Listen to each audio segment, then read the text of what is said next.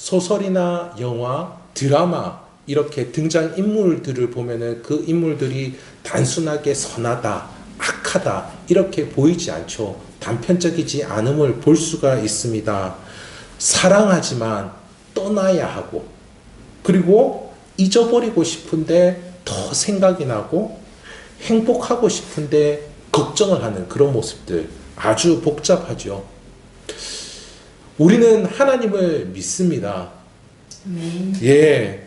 그런데 현실을 더 붙잡고 싶어 하는 마음도 있습니다. 우리의 마음도 단순하지만은 않은 것이죠. 그리고 현실을 경험하면 경험할수록 더 이렇게 마음과 생각이 복잡해지는 것들을 경험하곤 합니다. 하나님은 이런 우리를 향해 어떤 마음을 품으시고 또 어떻게 역사하시는지 함께 살펴보도록 하겠습니다. 우선 신앙인에게는 이렇게 믿음과 두려움이 공존함을 볼 수 있습니다. 믿음의 사람들은 확신을 가지고 있죠. 두렵지 않습니다. 무섭지 않습니다. 이렇게 고백을 하는데요. 그런데 그러다가도 한편으로는 여전히 두려움을 가지고 있습니다. 믿음의 고백을 하지만은 어느새 불안한 마음들이 엄습해 온다는 것이죠. 이런 모습을 오늘 말씀에 다윗에게서도 볼 수 있습니다. 3절에서 이렇게 말하고 있는데요. 군대가 나를 대적하여 진칠지라도 내 마음이 두렵지 아니하며 전쟁이 일어나 나를 치려할지라도 나는 여전히 태연하리로다. 지금 다윗은 생명의 위협을 받고 있는 상황이거든요. 그런데 그는 태연하리로다. 그렇게 담대하게 노래하고 있습니다. 그런데요, 이내 그는 두려워서 기도하고 있습니다. 9절에서는 이렇게까지 말을 하고 있는데요. 주의 얼굴을 내게서 숨기지 마소서. 주의 종을 놓아여 버리지 마소서. 주는 나의 도움이 되셨나이다. 나의 구원의 하나님이시여 나를 버리지 마시고 떠나지 마소서. 태어나던 사람이 어떻게 이럴 수 있나 싶습니다. 확신하던 사람이 이렇게나 떨고 있다니요. 버려질까봐 두려워하고 있습니다. 믿음의 대장부에서 버려진 고아 신세가 된 그런 모습을 볼 수가 있습니다. 이런 모습을 대표적으로 베드로에게서도 볼 수 있는데요. 베드로는 예수님께서 물 위로 걸어오시는 것을 보게 되죠. 물 위로 막 걸어옵니다. 제자들은 굉장히 어려운 상황 가운데 이렇게 배에서 풍랑 가운데 흔들리는데, 그런데 그 모습을 보고서 베드로가 어떻게 하죠? 예수님이 오시는 그 모습을 따라 예수님께로 자신도 물 위로 걸어서 갑니다. 예, 그것은 믿음이었습니다. 믿음으로 그 일을 행했던 것이죠. 그런데 이내 바람이 확 불고 파도가 치니까 그가 무서워합니다. 물에 빠지기 시작하지요. 두려움 때문이었습니다. 그때 예수님이 믿음이 없는 자여 라고 이렇게 말씀하셨습니다. 그리하였지만 이 베드로를 어떻게 했습니까? 예수님이 손을 잡아 일으켜 주셨지요. 예, 건져 주셨습니다. 이렇게요, 한 발자국 안에서도 믿음과 두려움이 함께하고 있다라고 하는 것이죠. 저는 26살부터 이렇게 설교를 하면서 사역을 하기 시작했는데요. 캠퍼스에서 청년들을 섬겼습니다. 그런데 웬걸요? 저도 청년이었습니다. 26살이니까요. 그들이 가지고 있는 어려움 저라고 없었을까요? 어떻게 보면 정말 별반 다르지 않는 사람이었습니다.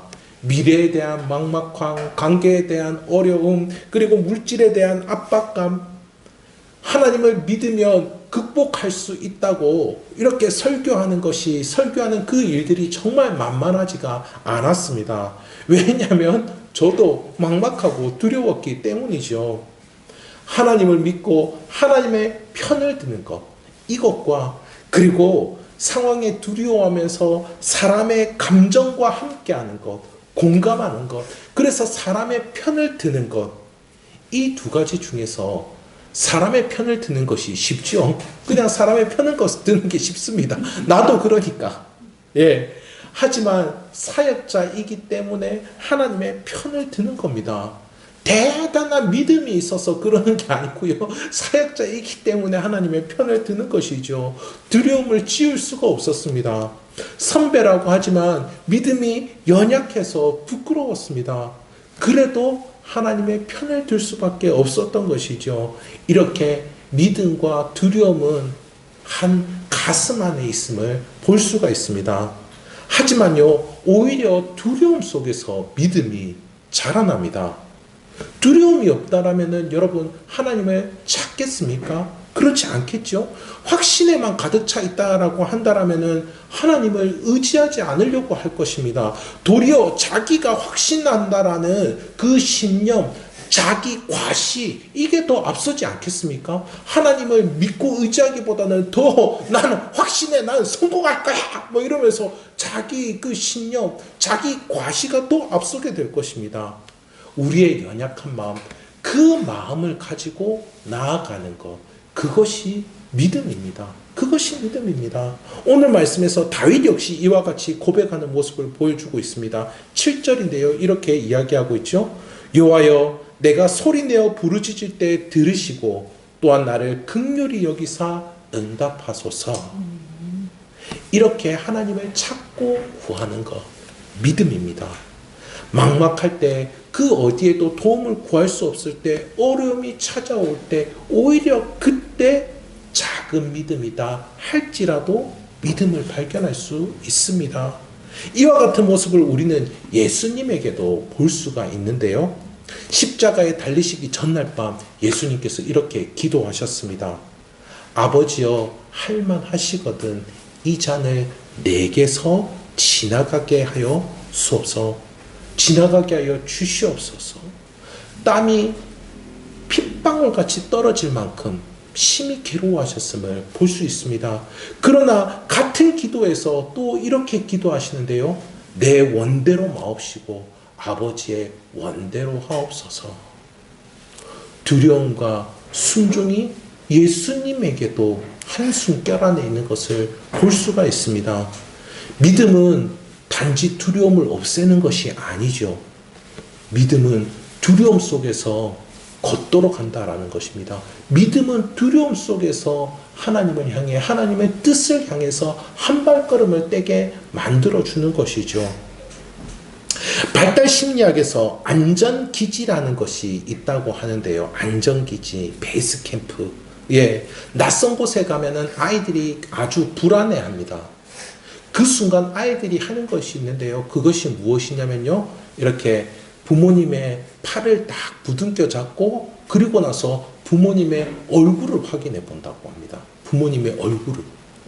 그 부모가 불안해하는지 불안해하지 않는지를 보는 것이죠. 근데 부모가 너무 태연하게 가만히 있고 불안해하지 않으면은 아이도 그 부모의 손을 잡고서 그냥 그곳을 걸어간다고 합니다.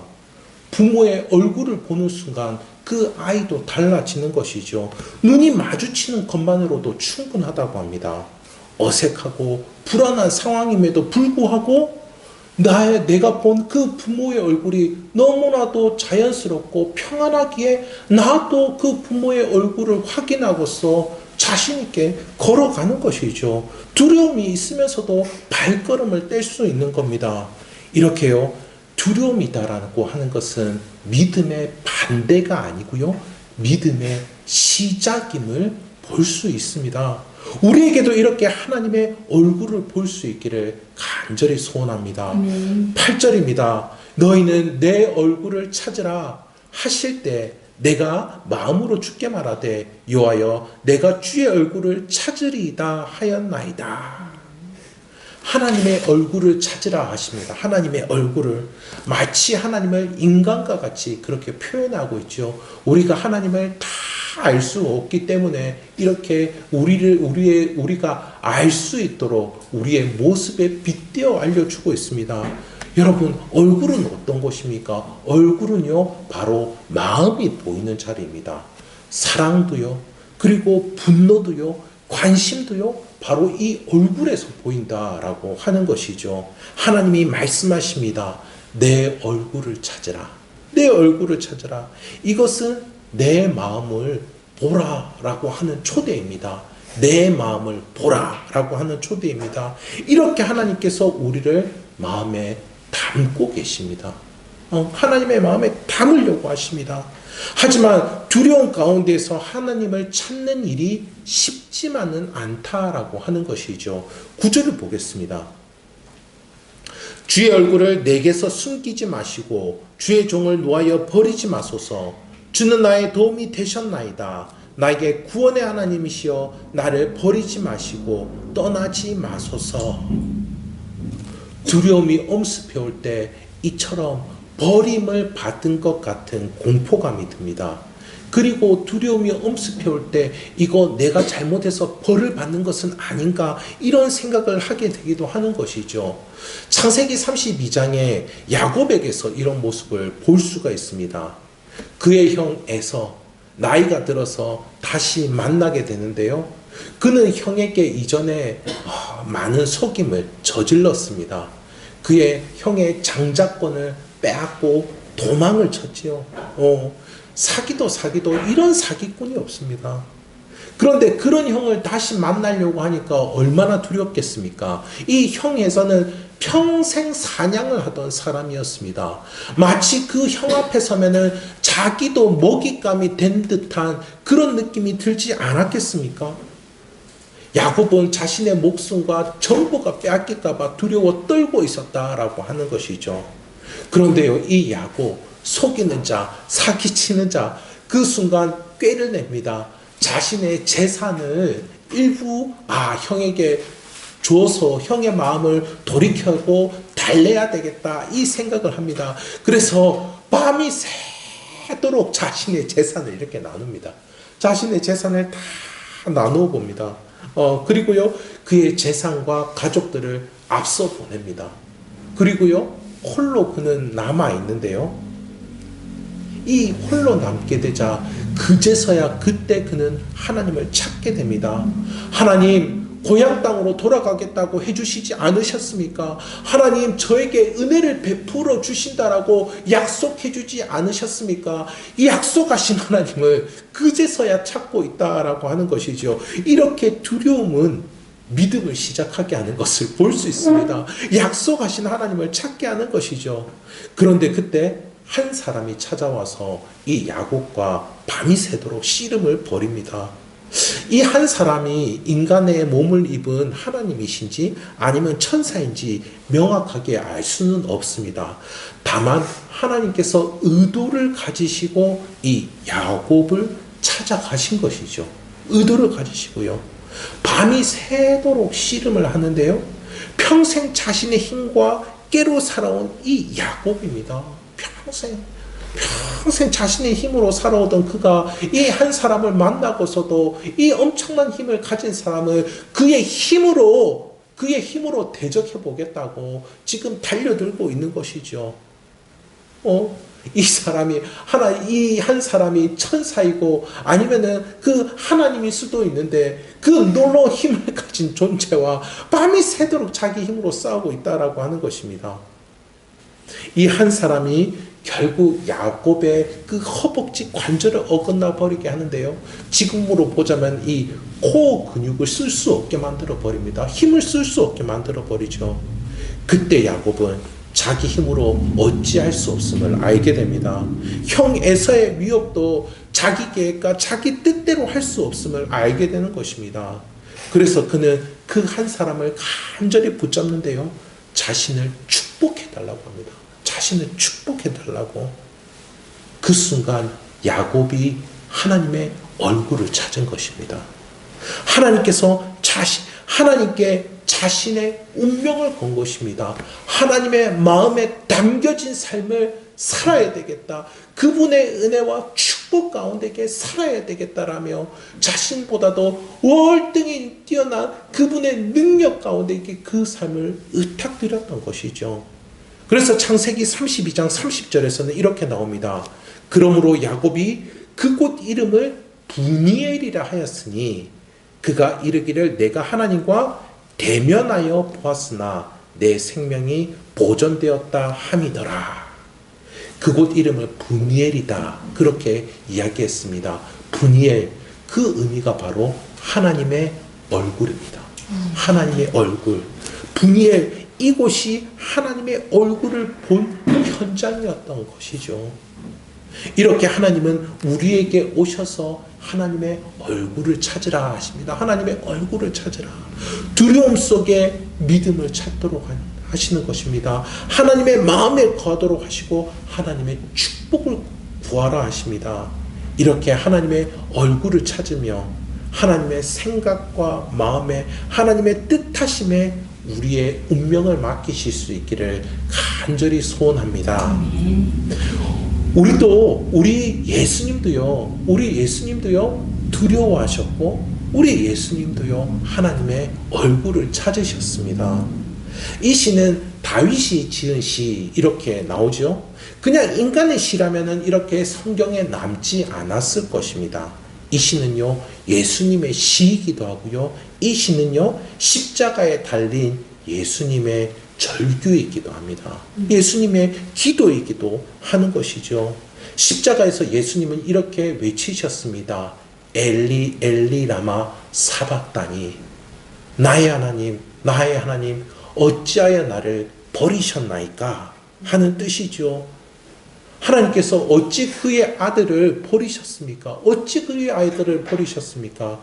우리가 버림받고 우리가 진노를 당해야 하는 그 자리를 대신하셨기 때문에, 대신하도록 하기 위해서 하나님께서는 그 아들을 버리신 것이죠. 여러분, 우리는 야곱과 별반 다르지 않습니다. 자기 만족, 자기 유익을 위해서 살아가는 것이 바로 우리들입니다. 때로는 그 일들을 위해서 속이기도 하고 또 속기도 하는 우리들이다라고 하는 것이죠. 그래서 그가 그 가운데서 야곱처럼 홀로 남겨지기도 하고 두려워 떨기도 하고 막막해 하기도 합니다. 그러나 예수님은 그 어둠의 자리, 그 절망의 자리, 그 죽음의 자리에 가셨습니다. 우리를 위해서, 우리를 대신해서 말이죠.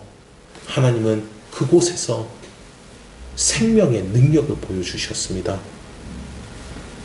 우리를 위해서 대가를 치르신 그 자리, 우리를 위해서 사랑을 다하신 그 자리 가운데에 생명을 주시고 부활케 하셨습니다.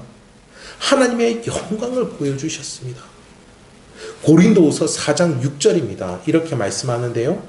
어두운 데에 빛이라 말씀하셨던 그 하나님께서 예수 그리스도의 얼굴에 있는 하나님의 영광을 아는 빛을 우리의 마음에 비추셨느니라. 아멘. 그러니 이제 예수님의 얼굴을 바라볼 수 있기를 간절히 소원합니다. 이제 우리의 분이엘은 바로 예수님의 얼굴입니다. 야곱은 하나님의 얼굴을 보며 살았습니다. 우리는 예수님을 통하여서 하나님의 얼굴을 바라볼 수 있습니다. 예수님의 얼굴을 통해서 말이죠. 여러분 한번 묵상해 보시기 바랍니다. 상상해 보시기 바랍니다. 우리를 위해서, 우리를 대신해서 십자가에서 버림받으시는 그 얼굴을, 그리고 우리를 위하여서, 우리를 대신해서 피 흘리고 계시는 그 얼굴을, 그리고 우리가 당할 그 모든 대가들을 다 치르시고 다시 살아나신 그 얼굴을 여러분 한번 묵상해 보시기 바랍니다. 그 얼굴 안에 우리를 향한 하나님의 마음이 있는 줄 믿습니다. 그 얼굴빛에 나타나는 우리를 향한 따스함과 그 열심을 보실 수 있기를, 그 생명의 역사를 보실 수 있기를, 그 하나님의 영광을 보실 수 있기를 우리 주님의 이름으로 축원합니다.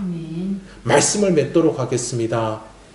믿음과 두려움이 실타래처럼 얽혀있는 우리들이지요.